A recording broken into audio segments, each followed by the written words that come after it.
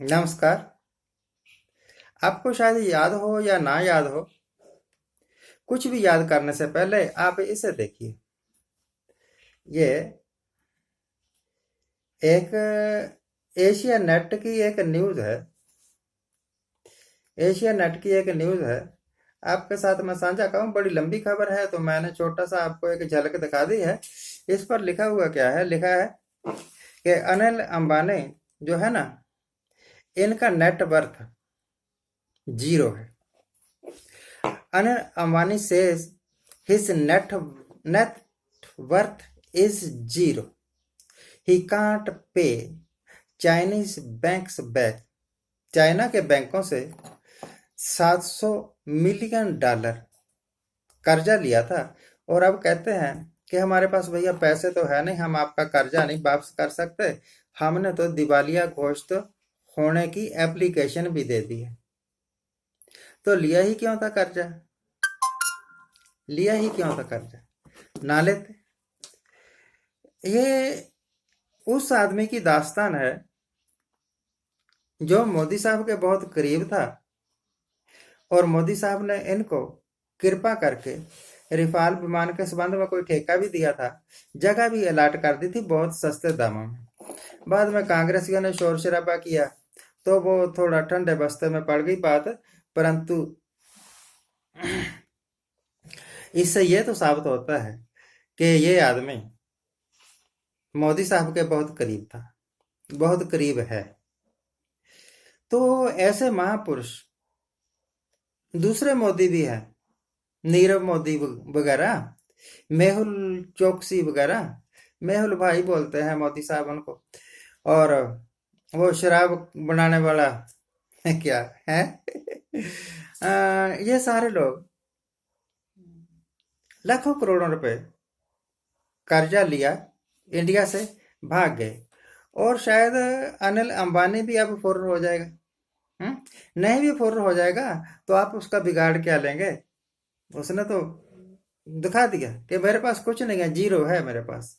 देखिए, अगर एक किसान कह दे ना कि मेरे पास कोई पैसा नहीं है, मैं नहीं दे सकता, मुझे दिवालिया घोषित कर दो, तो फिर पुलिस, फिर कोर्ट और फिर कुर्कियां, ये सब कुछ होता है।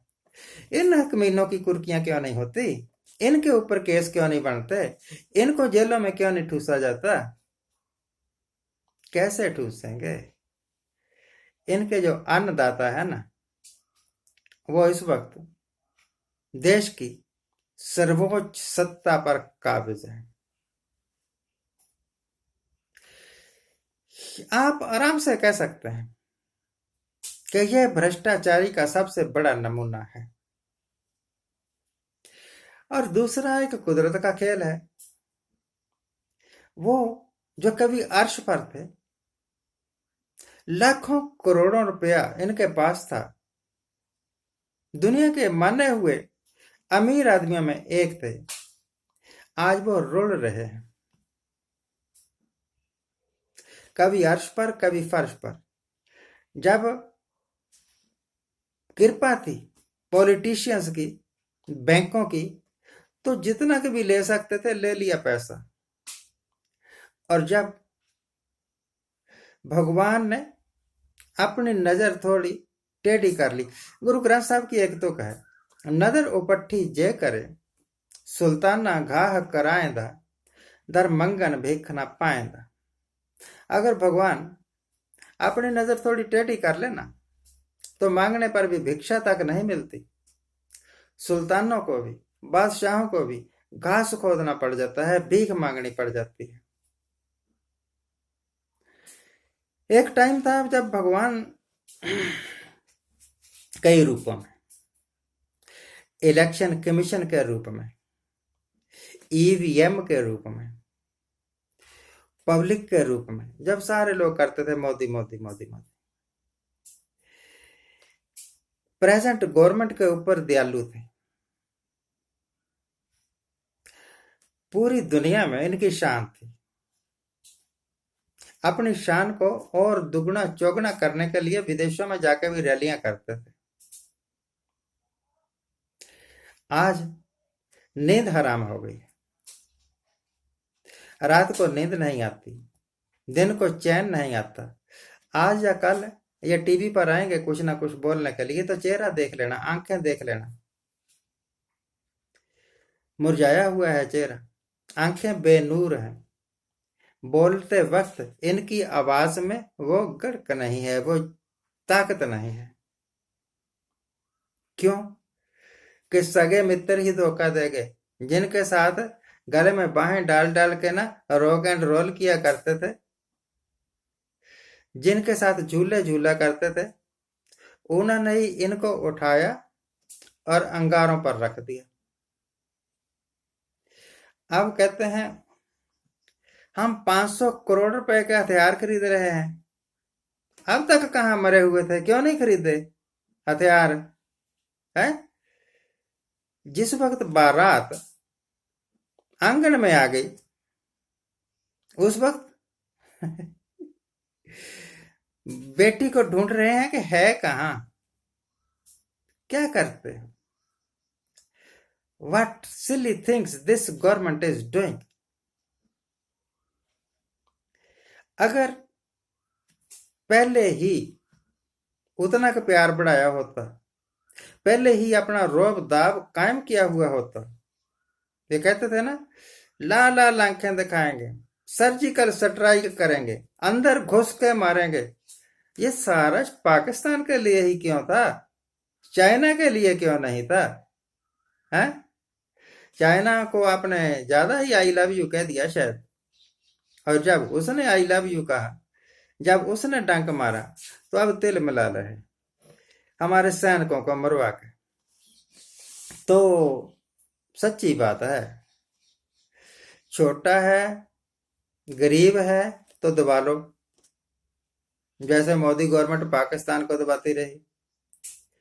तकड़ा है तो झुक जाओ, डर जाओ। हिंदुस्तानियों, प्यारे देशवासियों, चाहे वो मराठे हों, चाहे राजपूत हों, चाहे जाट रेजिमेंट हो, चाहे सिख हों, कोई भी डरने वाला नहीं। हिंदुस्तान की आन बान और शान पर मर मिटने वाले लोग हैं हम। इसी करके कहते हैं हमें हिंदुस्तान पर गर्व है। टटपूंजी लीडरों के कारण हिंदुस्तान आज तक सुरक्षित नहीं रहा। जी जी के मरने वालों और मर मर के जीने वाले सैनिकों के कारण हिंदुस्तान आज तक सुरक्षित रहा। मुझे पूरा यकीन है कि हिंदुस्तान अब भी सुरक्षित रहेगा आगे। सिर्फ जरूरत है एक विल पावर की, एक बहुत स्ट्रॉन्ग पॉलिटिकल पावर की। और इनकी पावर, पॉलिटिकल विल पावर जो है ना, वो घूमती है सिर्फ वोटों के दायरे में। अब कल परसों बोल रहे थे, बिहार रेजिमेंट ने